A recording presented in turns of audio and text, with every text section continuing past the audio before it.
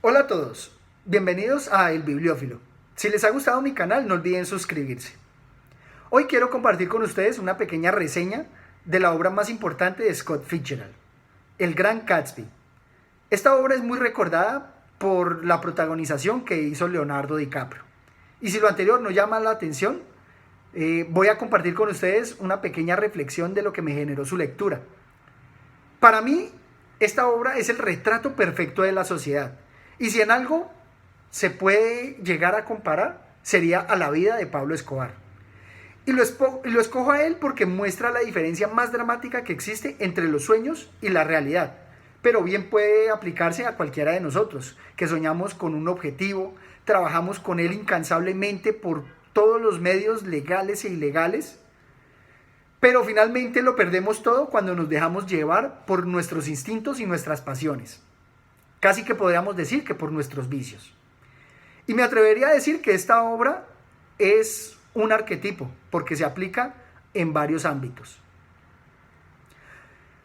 Imaginémonos que alguien quiere pertenecer a la aristocracia, tiene el dinero que le permite acercarse, porque pues el dinero siempre va a ser útil, pero siempre le va a faltar algo para que esta sociedad lo acepte y lo considere uno de los suyos. Esta misma dinámica se aplica en varios ámbitos sociales, no necesariamente en los aristocráticos. Por ejemplo, en un colegio, siempre el nuevo va a sentirse un poco marginado y no va a ser aceptado como uno de los alumnos antiguos. Lo mismo sucede en bandas criminales e inclusive en barrios marginados, en donde a pesar de tú vivir ahí, no vas a ser considerado parte de ellos porque no naciste en esa cuna.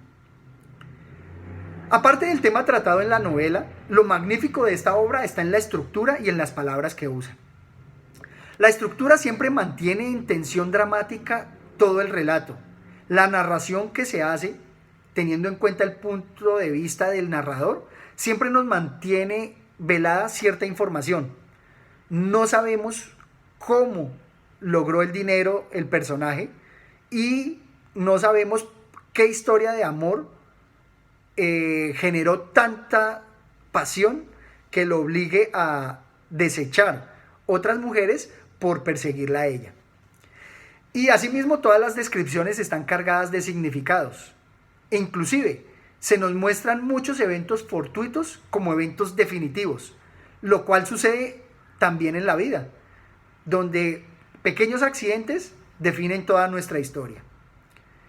Me atrevería a decir que en la vida es un sinnúmero y secuencia de eventos fortuitos que vamos incorporando a nuestro ser.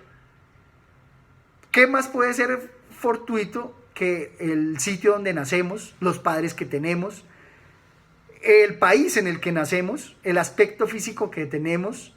Todo eso son casualidades que nos van definiendo a nosotros mismos. Finalmente, en la obra se tratan los principales problemas de la humanidad, como es el amor.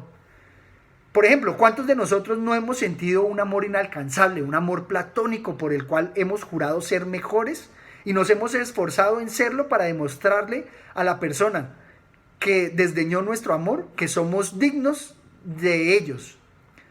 ¿Cuántos no hemos sido desilusionados porque sentíamos que ya íbamos a lograr el objetivo y de un momento a otro se nos escapa? Así lo dice el proverbio: se nos quema el pan en la puerta del horno. ¿Cuántos no hemos asumido la culpa por salvar a nuestro ser querido de las consecuencias y a cambio solamente recibimos indiferencia e ingratitud? ¿Cuántos, por ejemplo, hombres no han buscado diversión en mujeres de círculos sociales menores al suyo solamente por diversión? Todo esto es de lo que se trata en la obra y podría considerarse como una obra cumbre de la literatura. Si les ha gustado esta pequeña reseña, pues quisiera que compartieran sus comentarios, se suscribieran para que podamos compartir experiencias de todas las lecturas que hemos tenido y nuestras impresiones sobre las mismas. Hasta una próxima oportunidad.